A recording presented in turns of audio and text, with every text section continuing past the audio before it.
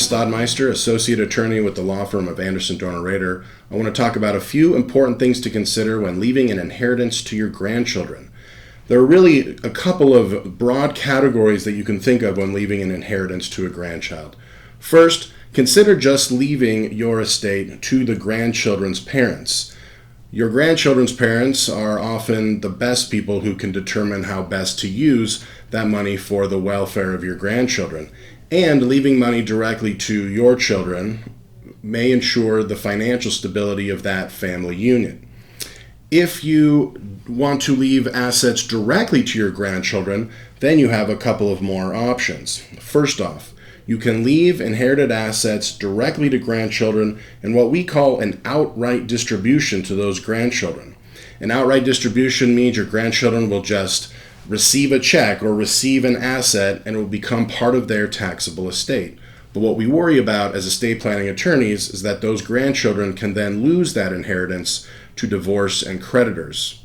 To better protect your grandchildren from those dangers, it's best to leave an inheritance to them still held in trust share. That means the grandchildren would inherit a subtrust with those assets in it. Those subtrusts, like all trusts, will have a trustee and beneficiary. Of course, your grandchildren will be the beneficiary, but they could also be their own trustee and manage those assets for themselves. Or if your grandchildren need some guidance, need someone else to manage that money in a responsible way, you could appoint an independent trustee to manage trust assets and distribute out principal or income to your grandchildren. Finally, when leaving assets to minor grandchildren, a successor trustee that can manage those assets will probably be necessary, but you can choose at what age your grandchildren become their own trustees and then manage their assets.